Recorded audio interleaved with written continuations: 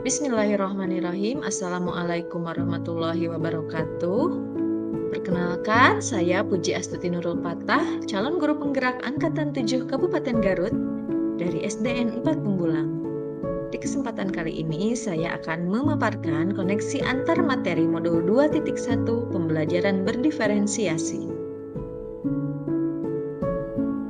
Perkenalkan, fasilitator Bapak Dr. Andes Asep Haryana MM dan pengajar praktik Bapak Kusmayatin SPD MM. Apa yang Anda pahami tentang pembelajaran berdiferensiasi? Menurut saya, pembelajaran berdiferensiasi yaitu serangkaian keputusan masuk akal atau common sense yang dibuat oleh guru yang berorientasi kepada kebutuhan murid, pembelajaran yang memberi keleluasaan pada siswa untuk meningkatkan potensi dirinya sesuai dengan kesiapan belajar, minat dan profil belajar siswa tersebut. Kemudian pembelajaran yang berorientasi kepada kebutuhan murid. Mengapa kita melakukan pembelajaran berdiferensiasi? Yang pertama, tujuan pembelajaran yang didefinisikannya secara jelas. Kedua, merespon kebutuhan belajar murid. 3. Lingkungan belajar yang mengundang murid untuk belajar. 4. Manajemen kelas yang efektif. Dan yang kelima, penilaian berkelanjutan.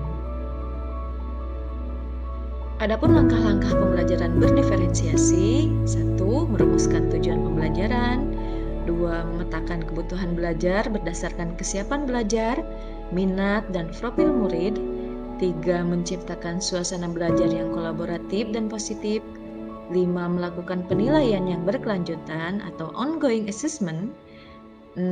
Melakukan diferensiasi konten, produk, dan proses. Apa saja strategi pembelajaran berdiferensiasi? Yang pertama, diferensiasi konten, yaitu terkait materi dan bahan apa yang kita ajarkan pada murid. 2. Diferensiasi proses, mengacu pada bagaimana murid memahami materi.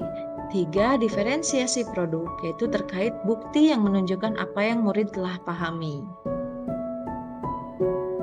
Memetakan kebutuhan belajar murid itu ada 3. Yang pertama, berdasarkan kesiapan belajar atau readiness. Kesiapan belajar murid bukanlah tentang tingkat intelektualitas atau IQ. Hal ini lebih kepada informasi atau pengetahuan baru atau keterampilan yang dimiliki saat ini sesuai dengan pengetahuan atau keterampilan baru yang akan diajarkan. 2. Berdasarkan minat belajar, yaitu suatu keadaan mental yang menghasilkan respon terarah kepada suatu situasi atau objek yang menyenangkan dan memberikan kepuasan diri. Yang ketiga, profil belajar murid. Profil belajar murid terkait banyak faktor, di antaranya frekuensi terhadap lingkungan belajar, pengaruh budaya, frekuensi gaya belajar, frekuensi berdasarkan kecerdasan majemuk juga. Pembelajaran berdiferensiasi kaitannya dengan filosofi Ki Hajar Dewantara. Filosofi pembelajaran Ki Hajar Dewantara menegaskan bahwa pendidikan harus berpihak pada murid.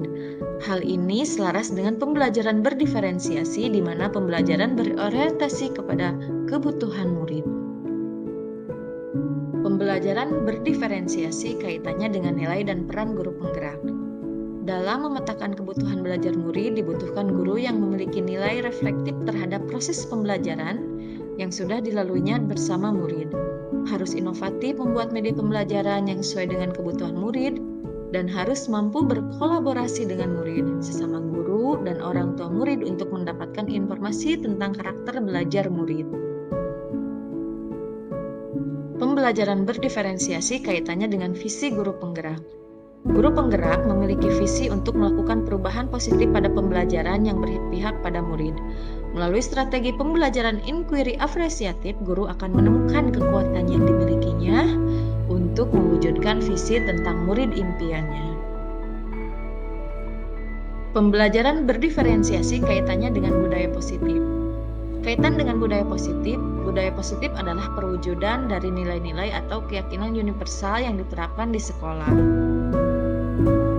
Lingkungan belajar yang mendukung diferensiasi dibangun dengan menerapkan budaya positif, yaitu komunitas belajar. Setiap orang di dalam kelas akan menyambut dan merasa disambut oleh orang lain.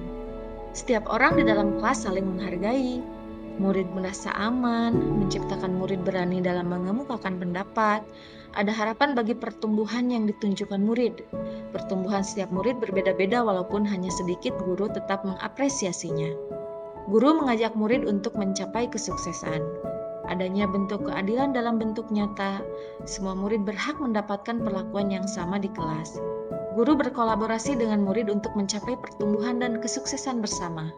Adanya tanggung jawab masing-masing agar pembentukan dan tercipta kelas yang efektif. Guru sebagai pemimpin kelas memiliki peran sangat penting dalam mengembangkan lingkungan belajar yang positif. Terima kasih, semoga bermanfaat. Salam guru penggerak. Wassalamualaikum warahmatullahi wabarakatuh.